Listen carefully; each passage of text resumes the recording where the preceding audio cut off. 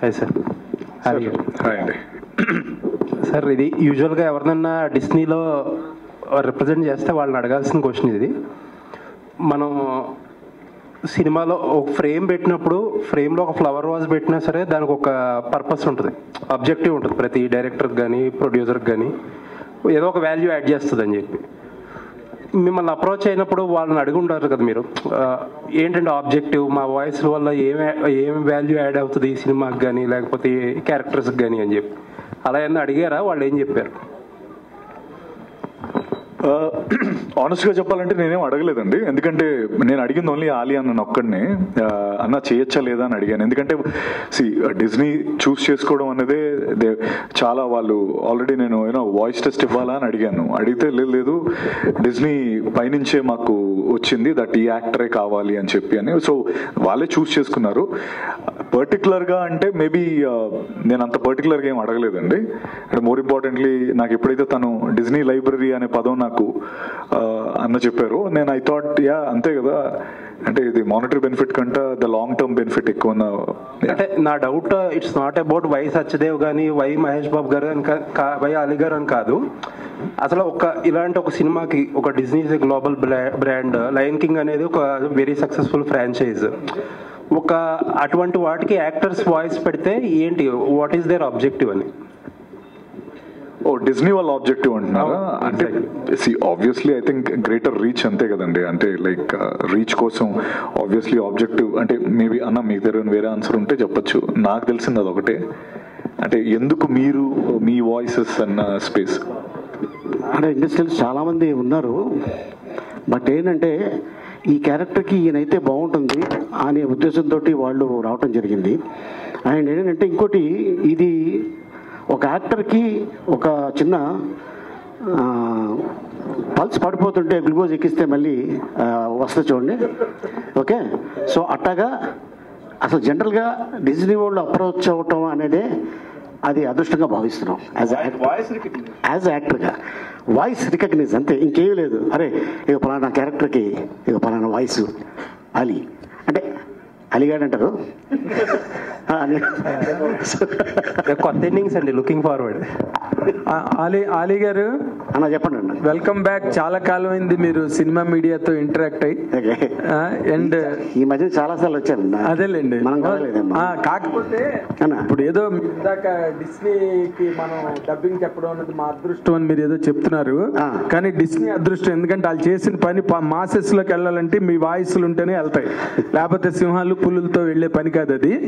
And they are fortunate enough to మీలాంటి popular actors voice వాళ్ళ అదృష్టంగా I'm describing it here. And more importantly ఇప్పుడు మీరు ఈ మధ్య చాలా గ్యాప్ వచ్చింది సినిమాలకి, అండ్ నౌ దట్ మీరు ఈ డిస్నీ ద్వారా మళ్ళీ మీ వాయిస్ బయటకు వస్తుంది. మీ తాలూకా ఫ్యూచర్ ప్రణాళిక ఈ సినిమా తర్వాత ఎలా ఉండబోతుంది ఏంటి? How are you going to enjoy your career here after? ఒక కన్నడ సినిమా చేస్తున్నా అన్న, మోహన్ లాల్ గారు కూడా చేస్తున్నారు కన్నడ. ఒకటి హిందీ సినిమా చేస్తున్నా, తెలుగు వెల్కమ్ టు ఆగ్రా అని. తెలుగులో మన సుహాసు యాక్ట్ చేస్తున్న సినిమా ఓ భామా అయ్యో రామ. సో ఇంకొక 2 తెలుగు చిన్నవి 2 సినిమాలు చేస్తున్నా, హర హోం హర అని. అండ్ ఇంకొకటి కొత్తది పేరు పెట్టలేదు. సో నిన్నగాక మొన్న ఓపెనింగ్ అయింది. అది కూడా ఆల్మోస్ట్ నెక్స్ట్ ఇంకో 2 monthsలో రిలీజ్లో ఉన్నాయి. అంటే నార్మల్గా మీరు ఎప్పుడు కూడా ఏ పెద్ద హీరో అయినా కూడా ఆలీ లేకుండా పక్కన ఆ హీరో పక్కన ఆలీ లేకుండా ఎప్పుడు ఏ సినిమా రాలా. కానీ ఈ మధ్యలో మీరు బాగా గ్యాప్ రావడం అనేది కేవలం మీరు రాజకీయాల్లోకి వెళ్ళడం వల్ల, లేకపోతే ఎక్కడ గ్యాప్ ఎలా క్రియేట్ అయిందండి? అదేమి లేదు, నేను రాజకీయాలకి ఆల్రెడీ గుడ్ బై చెప్పేసాం, అయిపోయింది. అదే మీరు ఇప్పుడు 1 by 1 అందరూ గుడ్ బై చెప్పేస్తున్నారు అనుకోండి. మన పోసాని కృష్ణమూర్తి గారు కూడా గుడ్ బై చెప్పేశారు. అంటే మీరు రాజకీయాల్లో ఉండడం వల్ల చేయలేదా, ఎనీ అదర్ రీజన్ అండి? నేను అదే అలాగే లేదు. ఏంటంటే ఇప్పుడు ఒక క్యారెక్టర్కి ఈ ఆర్టిస్ట్ అయితే బాగుంటుంది అనుకొని ఆఫర్లు ఇస్తుంటారు, మేము చేస్తూ ఉంటాం. సో ఈ క్యారెక్టర్కి ఈయన బిజీగా ఉన్నాడా, సో ఈయన కాకపోతే ఇప్పుడు ఆల్టర్నేటివ్ చూసుకుంటారు కదా. ఆల్టర్నేటివ్ ఆలీకి ఆల్టర్నేటివ్ ఉందండి? మేబీ ఉండొచ్చు.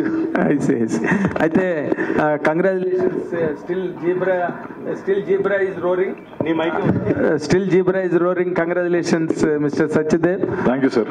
జీబ్రా నుంచి లైన్ కి వచ్చేవి ఇప్పుడు. Next what?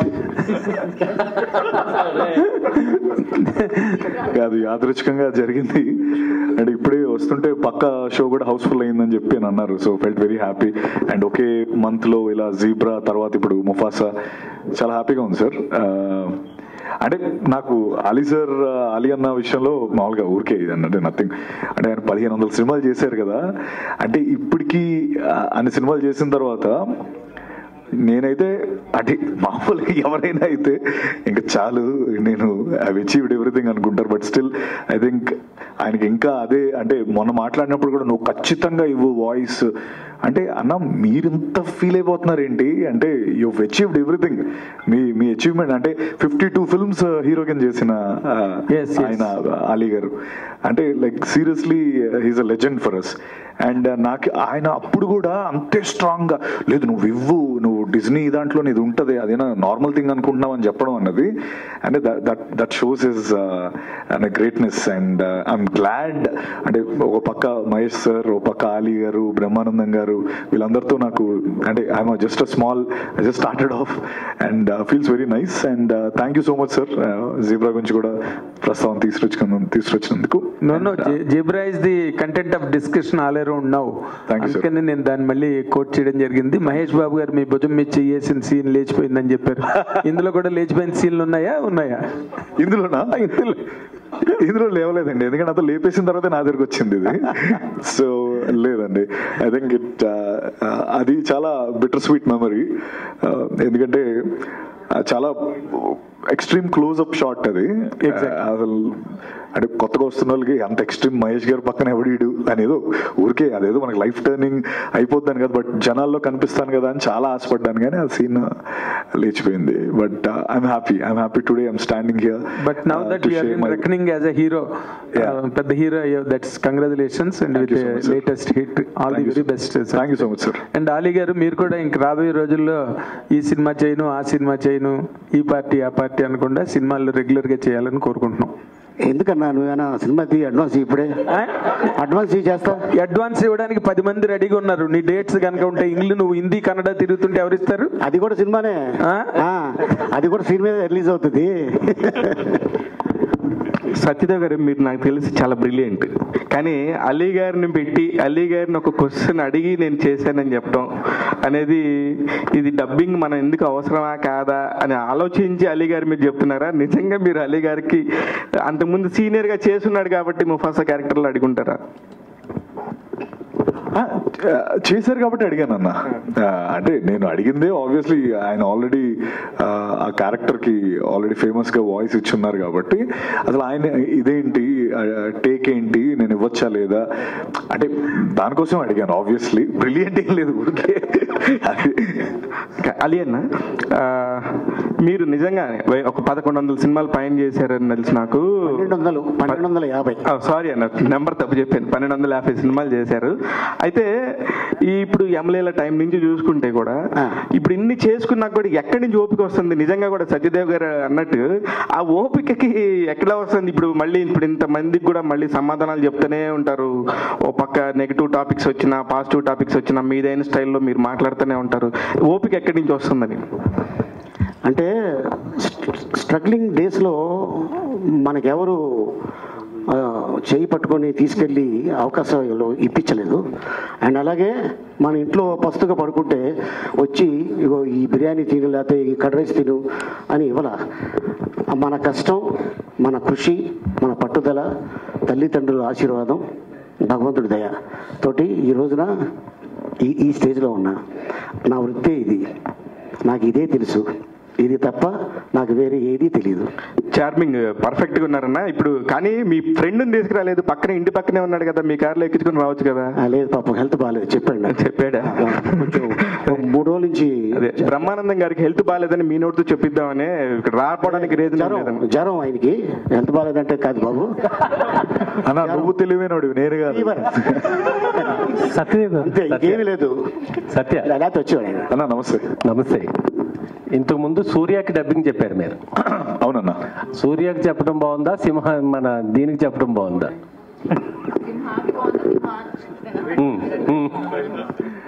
అంటే అన్న అది మనిషి, ఇది సింహం కదా, దీనికి చెప్పడం కొత్త ఎక్స్పీరియన్స్ నిజంగా. ఎందుకంటే ఆ లిప్ మూమెంట్కి మ్యాచ్ చేయడం ఇనిషియల్గా అంటే చాలా చాలా ఎక్స్పీరియన్స్ చాలా బాగా అనిపించింది, కొత్తగా ఉంది. మన మనుషులు చెప్పడం ఇది.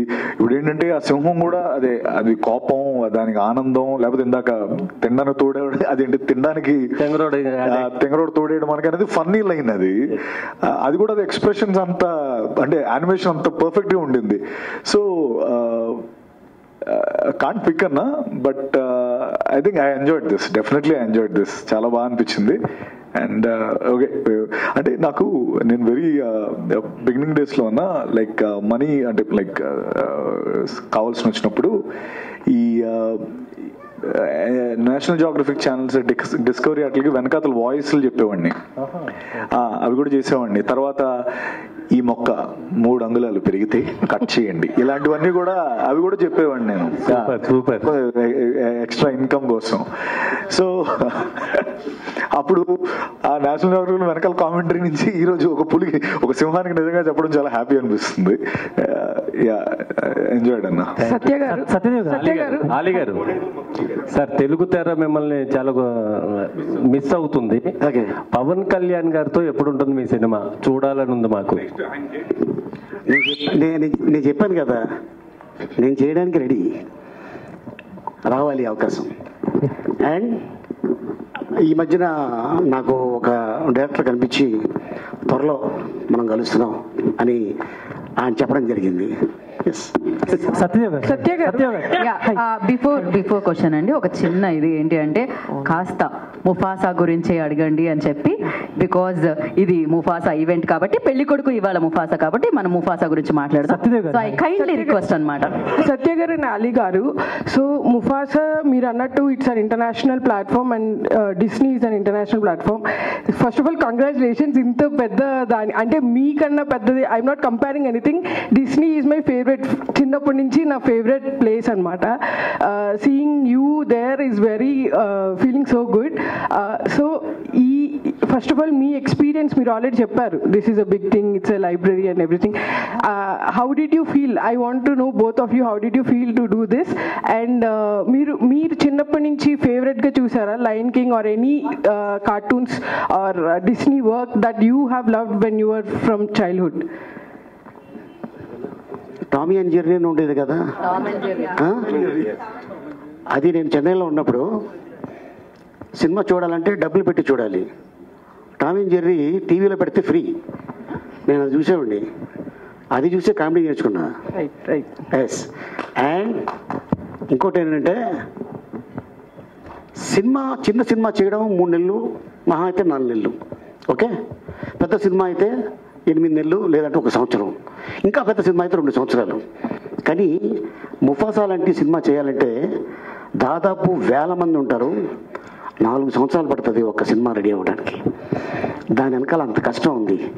మా కష్టం జస్ట్ వాయిస్ ఇచ్చామంతే, వాళ్ళ కష్టం ముందు మా కష్టం ఎంత. సో అందుకోసం అంటే జనరల్గా అదర్ లాంగ్వేజ్లో అదర్ ఆర్టిస్ట్కి చెప్పడం వేరు, అది స్క్రీన్ మీద డైలాగ్ తెలుస్తుంది. హిందీలో ఏం చెప్పాడో తెలుగులో వాళ్ళకి రాసి ఉంటుంది, అదే చెప్తాం. కానీ ఇది ఇంగ్లీష్ హాలీవుడ్ లాంగ్వేజ్లో ఒక డైలాగ్ ఉంది, అంటాడు. మేమేమో ఇలా చూస్తుంటాం, వాట్ ఇస్ దిస్ అంట. అప్పుడు రైటర్ వచ్చి సార్ ఇది సార్ ఇదండి అంటే, ఓహో అదే అర్థం, ఓకే ఓకే రెడీ టేక్ అని చెప్పడం జరుగుతుంది. సార్ 1 more, అది చైనీస్ ఉంది, దానికి కూడా డబ్బింగ్ చెప్పంటారు. మీకు విషయం తెలుసో లేదో, ఇటీవల మధ్యకాలంలో నేపాలీలో 3.5 కోట్ల మంది ఉన్నారు నేపాలీస్. వాళ్ళకి ఇద్దరు యాక్టర్లు తెలుసంట. ఒకటి బ్రహ్మానందం, 2 ఆలీ. బ్రహ్మానందం వాళ్ళు ఒక నోరు తిరగకపోతే ఓ పేటు బాల్నేరతా ఇద్దరు బ్రహ్మానందం అంటే అంత క్రేజ్. ఒకటి చెప్తా, మేము ఆంధ్ర తెలంగాణ ఓకే అమెరికాలో మనోళ్ళు ఉన్నారు తెలుగు వాళ్ళు, ఓకే. ఆస్ట్రేలియాలో మనోళ్ళు ఉన్నారు, ఓకే. అలాగే ఎంటర్ యూఏఈ, లండన్ తెలుగు వాళ్ళు ఎక్కడ ఉంటే ఆలీ ఎక్కడ తెలుసు, బ్రహ్మానందం తెలుసు, సత్యదేవ్ తెలుసు, మహేష్ బాబు గారు తెలుసు. కానీ Somalia, Jakarta, Bali, Afghanistan, Pakistan, Bangladesh, Dhaka ఇట్లాంటి కంట్రీల్లో కూడా మేము ఎన్ని సినిమాలు యాక్ట్ చేసాం, మేము ఏ లాంగ్వేజ్లో చేసాం అన్నీ చెప్పేస్తున్నారు వాళ్ళే. అంటే యాక్టర్ అదృష్టం, అది పూర్వజన్మ సుకృతం, అది చాలా గ్రేట్గా ఫీల్ అవుతుంటాం మేము. అండ్ అందుకోసం చూసారు కదా, ఇప్పుడు షారూక్ ఖాన్, మహేష్ బాబు గారు చెప్పారు, అక్కడ షారూక్ ఖాన్ చెప్తున్నాడు. అలాగే మరి ఇంగ్లీష్లో హాలీవుడ్ స్టార్స్, మలయాళం ఎవరండి, మలయాళం అల్లిలా, ఓ అది మాకు వచ్చేట్టు చెప్పేసాడు మలయాళం. సత్యదేవ్ గారు మీ ఎక్స్పీరియన్స్ చెప్పలేదు సార్, మీరు ఆన్సర్ చేయలేదు. లైక్ చిన్నప్పటి నుంచి మీ ఫేవరెట్ డిస్నీ? ఇది చిన్నప్పుడు క్యాట్రిడ్జ్ గేమ్స్ అని ఉండేవండి మాకు. అది ఏంటంటే ఇప్పుడు PS3, PS4కి స్టార్టింగ్ వర్జన్, అందులో లైన్ కింగ్ అని గేమ్ ఉండేది. ఆ గేమ్లో నేను మీ క్యారెక్టర్ని ఎంచుకొని ఆడేవాడిని అన్న, ఈ టిమోన్ క్యారెక్టర్ని. అంటే క్యారెక్టర్ ఎంచుకోవచ్చు,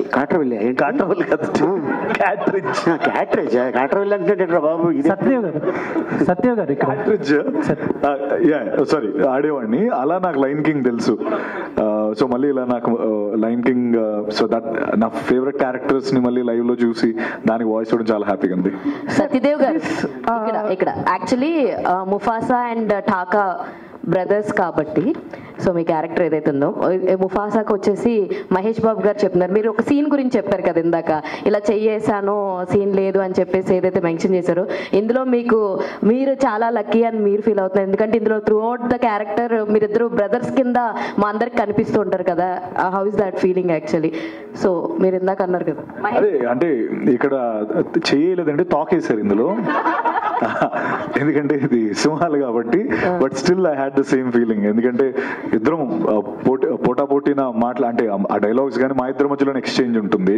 so it's as good as నేను సూపర్ స్టార్ గారితోనే మాట్లాడుతున్న ఫీలింగే వచ్చింది. కానీ బట్ యా లైవ్ వేరు, ఇది వేరు, but I had same fun. Actually ఇందాక ఇందాక మేము చూస్తుంటే డిజ్నీ చూస్తుంటే ఈ లయన్స్ టైగర్స్ మా అన్న తమ్ముళ్ళలాగానే అనిపిస్తుంది, రిలేషన్ లాగానే అనిపిస్తుంది అన్నారు. జస్ట్ చిన్న నోట్, బయట అలా ట్రీట్ చేయొద్దు అన్నట్టు జస్ట్ నార్మల్ కామిక్ వేలో చెప్తున్నాను మీకు, అంతే. బయట కనిపిస్తున్నప్పుడు ఎలా ఉన్నావు తమ్ముడు అంటే అంతే అయిపోయింది.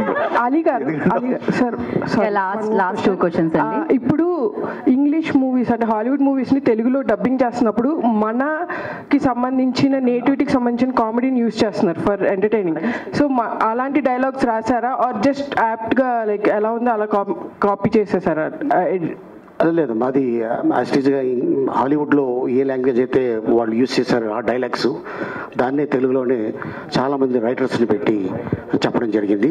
అక్కడ ఆ టైంలో మాకు ఏదైనా చెప్పాలి అనిపిస్తే మేము ఎక్స్ట్రా టైమింగ్ ఉంది, పర్లేదు గ్యాప్ ఉందంటే ఓ డైలాగ్ వాడతాం, అది బాగుంది సార్ అని అడుగుతుంటారు.